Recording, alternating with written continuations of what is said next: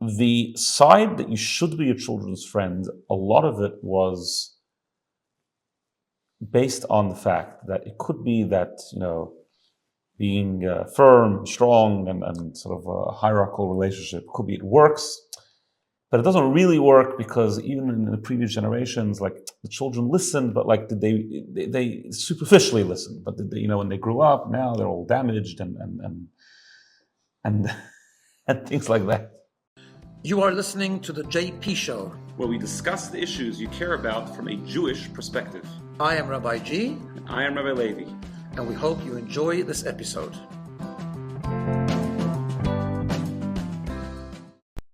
Welcome everyone to another episode of the JP Show. Whoever you are listening, subscribe, leave a review, and enjoy. It's really busy at BINA these days. A lot of you would know, we have a new space called the Kayemet Home. We're doing a lot of activities for our Kayemet group, which is young adults.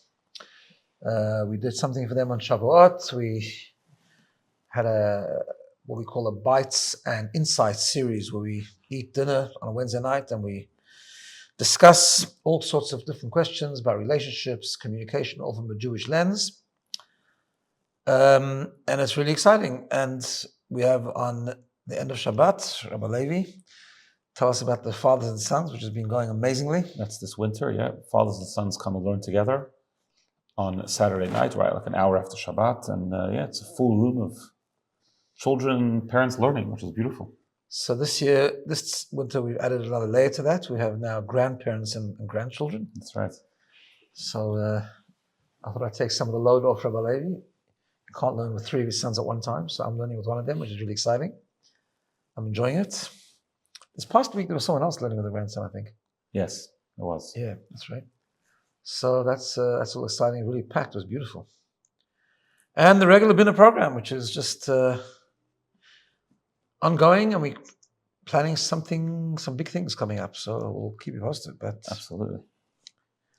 So, how are you doing? Yeah, good. So I wanted to discuss something I was reading about in a Jewish magazine that we subscribe to for some reason. And there was a whole feature article there. And the question was, should you be your children's friend? Mm-hmm. And it presented people who from both sides. You gave sort of both views. The side that you should be your children's friend, a lot of it was based on the fact that it could be that, being firm, strong, and sort of a hierarchical relationship could be it works, but it doesn't really work because even in the previous generations, like the children listened, but like did they superficially listen? But did they, when they grew up, now they're all damaged and things like that. You forgot to say traumatized. Traumatized, damaged. That's right. So I thought we would discuss it. I thought it was an interesting topic. All right. You be your children's friends. What do you think I'm going to say? Well, I know you're going to say. You're going to say no, but you want me to answer the argument, right? That's right. So I think, like many times with these magazines, they kind of miss the point, which is not uncommon. Yeah. With these articles, because they look at things. Generally speaking, I think people look at things black and white, so it's either yes or no. They normally make a mistake. So, my humble opinion, if that's okay. Yeah. So I think, we just got the 10 Commandments on Shavuot, right? We re-experienced the giving of the Torah, right? That's right. Last I checked, one of the 13 principles of faith is that the Torah is eternal. Now I know you apply it in certain things. You apply different things, different generations, and so on. But the core principles remain. Okay, so let me start with that. So, from a Torah perspective, there are different types of relationships. By the way, I haven't read the art. For those who are interested, I have not read this article. But there are different types of relationships from a Jewish point of view. We see it in Torah. Now, I like to call them horizontal relationships and vertical relationships. There are relationships like parents and children, teachers and students, which are very, very specifically hierarchical, which means they are vertical relationships. There's a giver, there's a receiver, there's an authority, there's a recipient of that authority. The laws of kibud av v'em, the laws of honoring one's parents in the Torah is unbelievably strict, actually. Yeah. To do it properly. By the way, it doesn't always only apply to little children, it applies to all children. In fact, primarily. Yeah, primarily it applies to adults honoring their children. But we see from there how serious this is. The principle of honoring, respecting your teachers, of learning from them, of being somewhat submissive, and I don't mean that in a negative sense, but sort of deferring to them, the reverence or the deferring to, is clear, right? On the other hand, we talk about in the Torah, there are other relationships which are different. There are friends, for example, marriage. Which very much two ways. Like the Rambam says, you got to honor your wife or respect your wife more than you respect yourself. You love your wife, she has to love you, she respect you. All this kind of stuff, right? So, there's no question that they might have different roles, but they're much more horizontal and are vertical, if you know what I mean, right? So I don't think it changes. I just think the understanding and the application of the basic principle maybe has to be modified. So, first of all, I dispute the fact that everyone's damaged today. I don't think a whole generation got it wrong. I mean, that's just absurd. Do you feel damaged? Because I wasn't your friend. No, I don't think so. That's good. Just checking. I'm not sure what I'll say off camera, but anyway. I do think, here's the missing point. The missing point is, no, you're not your child's friend, and he shouldn't think you are his friend. You're not an equal, you're not a friend. You don't confide in your child, and your child doesn't speak to you like he would speak to a friend. But you do need a relationship with your child. That is two different things. Right. Having a relationship and being a friend is two separate concepts. A friend means you're like an equal. A friend means you like enjoy stuff together. You do stuff. You just kind of banter around with each other, kind of thing, right? That's a friend. It's not. It's different. You're not your friend. You are an authority. But those that did make a mistake in previous generations, which is just a personality thing or circumstance things, which I don't think is necessarily part of the Jewish teachings. But everyone tried their best, and everyone still tries their best. By the way, there was no perfect parents then. There's no perfect parents today. That's right. I think kids are much more messed up today than they were in previous generations. Just as a side note, but that's right. The mistake that can be made is that as an authority, you abuse that and you come across harsh instead of becoming across firm. So parenting clearly needs both. It needs a relationship. To have a relationship with a child means there has to be an overabundance of love. Love, yes, lots of love. Lots of talking, lots of schmoozing, lots of listening, lots of respecting, lots of validating, right? And maybe that's something that there's certain parts that maybe they will have to do. Maybe the balance shifts a little bit as we come in different generations because of the environment that we live in. That maybe today we have to do more validating. It must be less dismissive and more validating and more welcoming and more listening and no question is off the table, all that kind of stuff. Yeah. But there are limits and there are rules and there are structure. Children need structure. And the relationship has to be a strong relationship, building up self-esteem, showing love, expressing love, all these things. But at the same time, the structure is clear, that the structure is that there's a parent and there's a child. And there's expectations that in a respectful way, the parent has a certain authority and can guide that structure of the home, that there are some rules and there are some limits and there are boundaries. At the same time, you're showing a lot of love and affection and a warm home, right? Children need to grow up in a safe home. A safe home doesn't mean that your parents are your friends. Safe home means that it's warm, it's calm, it's respectful, even, right? I mean, I'll give you an example. Even when it comes to a teacher and a student, right? There's so much about in the Talmud about how a student has to respect a teacher, and yet it says clearly in the Talmud many times, talks about that the teacher must be very respectful to the students, but respect in the context of that structure, of that type of relationship. Right. Right. So respect would look different. So respect would look different. Respecting your wife would look different than respecting your child. Correct. Maybe explain the difference. Or respect would look different. There's so many different ways of expressing respect. There's respect that you have to your teacher. For example, let's say you have a teacher that taught you and now you met them again. It's a different type of relationship.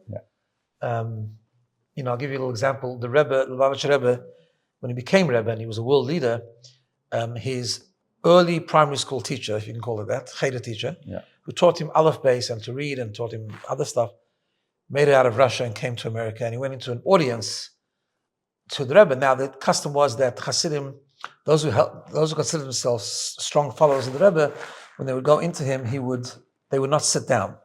Right? They would stand the whole time. The Rebbe was sitting, but they would not sit down out of respect. So he walks into the room, and the Rebbe stands up because it's his teacher. And the Rebbe asks him to please stand, to please sit, And he doesn't want to sit because he's a chassid. He's now a follower of the Rebbe. He doesn't consider himself the Rebbe's teacher. He's the follower of the Rebbe. But the Rebbe said, "You're my teacher, so I can't sit while you stand." So the story goes that they ended up both standing for the whole time. Right? They each stood in respect for the other. He was the Rebbe's teacher, but he was a follower of the Rebbe. So that's a different type of respect. That's something you do for a teacher, for a Rebbe, for right? You stand up for someone. But respect means you value them. Respect means you value their opinion. Now, the spouse, valuing their opinion means you take it into account. And you have to take it into an opinion which is equal to yours. And then negotiate it or talk about it respectfully.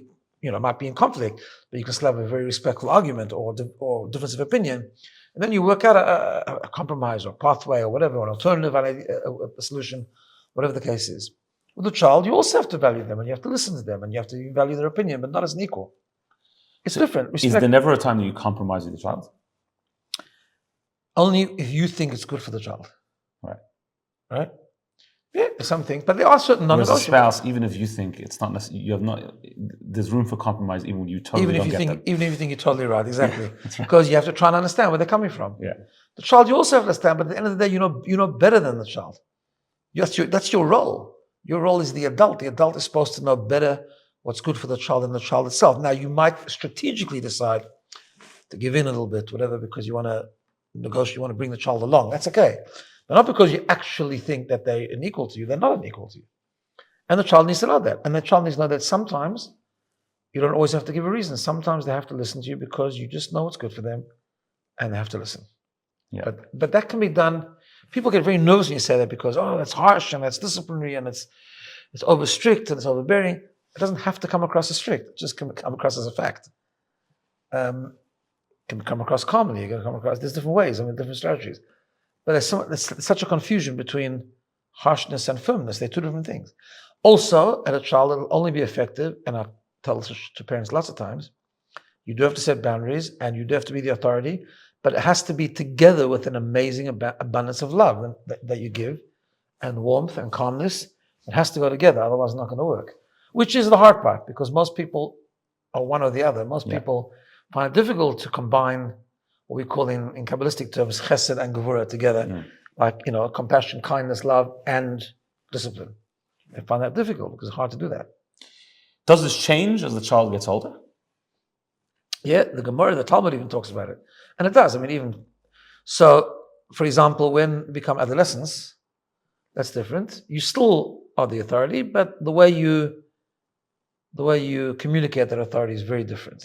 So I think when a child hits teenaging, there's much more of, let's negotiate, but I don't mind negotiating with you, but remember that I'm part of the negotiating team, and I do have the final word. I commit to listening to you, and if I see you very passionate, I will find a way of maybe accommodating you, but there are certain things that are not negotiable, and I have veto power. Right.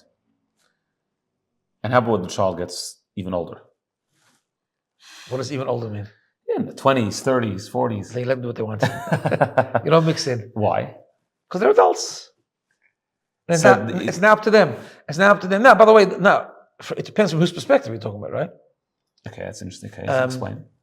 So, from the perspective of the child, you need to try and, children when become adults live their independent lives, but they still have to fulfill the mitzvah of honoring one's parents, which according to halakha means that you're supposed to not provide for them for your own money necessarily, but make sure they're okay, make sure if they need help, that the help is provided either by you or by someone else, that kind of thing. But there's also the respect. You're still not supposed to, the laws, for example, you're not supposed to sit in your parents' place. You're not supposed to disrespectfully contradict them. I know that's not so common today. Like so, That's what I'm saying. Yeah, it's interesting. Yeah, no, that's still applies. Now, from the parent point of view, if the parent is smart, they realize that their child has become a little bit more independent. They're running their own life. They have their own family. They're parenting their way. If the child comes to you for advice, so you give it. But they need to choose to do that. I mean, you can't mix in. It never goes well when you mix into children's life. Do you find that hard, that transition? As a parent? Yeah. Of running your child's life and then suddenly saying, okay, you're on your own. And I'm not going to give you any unsolicited advice. So that's very interesting because I think in my case, it kind of happened slowly. So, no, what I mean to say is because you guys went away from home a lot. Right. Right. I think all of us almost, right? All of you almost, right? So you went away, you were fairly young, so you were still a child. You were a good child, actually. Right. But you were gaining your independence automatically because you were living, right? And I think I did, like, when you came home, I think it was different. Like, I think, like I don't know if I always did this well, but I think I was conscious, like, for 11 months, you've basically been doing kind of what you want. So what I'm now, I'm going to also discipline you all of a sudden. Like, I mean, I guess it would be different if you would have heard I was doing something wrong or whatever. Yeah, no, I wouldn't mix in then. It's different. Yeah. Look, you can also respectfully, sometimes when it's strategically effective and you think it's going to work, you could offer some advice. But otherwise, maybe I'm too much that way. I don't know. Me and your mother always think that our children have their own life. When they want help, we try to give it. But I don't think people have to grow up. I mean, they have to make their own mistakes. We made our own mistakes. They have to make their own mistakes. That's part of the learning curve. So I think because it happened gradually, I don't think I found it very difficult because I think it just happened over time. Okay, that's interesting. And then we've spoken before about grandchildren. Obviously, it's a little different. But there's even in Jewish law, there's laws about respecting your grandparents. Sure, as well. I mean, no. But it's different. You have to be less authoritarian with grandchildren. I think grandchildren is a great. I look at it. I think grandchildren is a great thing for grandkids to have that figure that doesn't tell them what to do. If you know what I'm saying. They say a joke that grandchildren and grandkids get on very well because they have a common enemy or something. That's right. That's right. Very good. Just joking. Yeah. Is there anything else? I mean, I guess it's quite it's quite an involved topic. No, I think sometimes when there's this side and that side in a debate, they kind of both get it wrong. I mean, it's possible that the one that says, you're not your children's friend, that side can also take it to an extent that's not meant to be taken to. It doesn't mean that you're a big boss and you go around bossing your kids all day. You know what I'm saying?